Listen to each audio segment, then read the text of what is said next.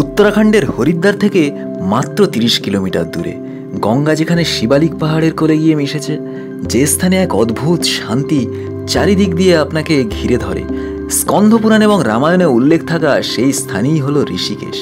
ত্রিবেণী ঘাট, রামঝুলা, লক্ষণঝুলা এবং চারিদিক দিয়ে ঘিরে থাকা শিবালিক পাহাড়ের কোল দিয়ে বয়ে যাওয়া গঙ্গা, এই সবই নিয়ে আজ আমার ঋষিকেশ কাহিনী।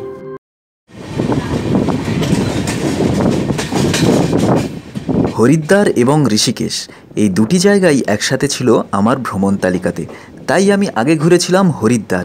সেই কাহিনী আমি আপনাদের সাথে আগেই ভাগ করে নিয়েছি এবং পরে সেখান থেকে মাত্র 10 টাকা দিয়ে লোকাল ট্রেনে চেপে মনোরম প্রাকৃতিক সৌন্দর্যের মধ্যে দিয়ে এসেছিলাম ঋষিকেশ। ঋষিকেশ স্টেশনে পৌঁছেই মাত্র 10 থেকে 15 মিনিটের হাঁটা পথে প্রথমেই চলে এলাম ত্রিবেণী ঘাট। স্টেশনের বাইরে অনেক অটোও আছে, তাই আপনি চাইলে অটোতেও আসতে পারেন। এই হলো ত্রিবেণী ঘাটের প্রবেশদ্বার।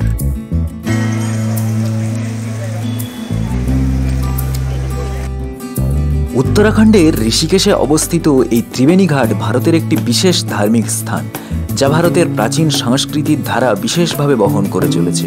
গঙ্গা নদীর কিনারায় অবস্থিত এই ত্রিবেণী ঘাটে প্রত্যেক দিন হাজার হাজার তীর্থযাত্রী স্নান এবং পূজা অর্চনা করতে আসেন।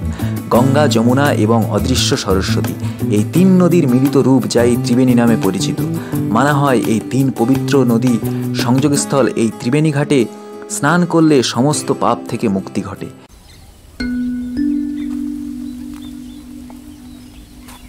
এই ঘাটের সূর্যোদয় ও সূর্যাস্তের সময়ের দৃশ্য সমস্ত কিছুর থেকে আলাদা এবং অন্যরকম হয়। এই সময় এখানে গঙ্গা আরতির আয়োজন করা হয়, যা এক কথায় অভূতপূর্ব। তবে শুধুমাত্র স্নান এবং পূজা অর্চনা ছাড়াও এই নির্মল সবুজ পাহাড় এবং গঙ্গার কোলে এই আধ্যাত্মিক পরিবেশে অবস্থিত এই ঘাটে বসে মানুষ গভীর শান্তির খোঁজে ধ্যানমগ্ন হয়। আপনি জানলে খুশি হবেন, এই ঋষিকেশকে বলা হয় yoga capital of the world. Triveni ঘাটে স্নান করে মেন রোড থেকে 20 টাকা দিয়ে অটো ধরে চলে এলাম ঋষিকেশের বিখ্যাত সেই রামঝুলা এবং লক্ষণঝুলা দর্শন করতে। ডান দিকে পাহাড় এবং গঙ্গার কোল দিয়ে হাঁটতে হাঁটতে চলে এলাম রামঝুলার একদম কাছেই। এরপর আরেকটু হাঁটতেই চলে এলাম রামঝুলা প্রবেশের একদম এই প্রবেশপথের সামনে। এই হলো রামঝুলা প্রবেশপথ। সাল 1986-তে এই রামঝুলা তৈরি করা হয়। আমি এখন উঠে পড়েছি ঋষিকেশের রামঝুলাতে।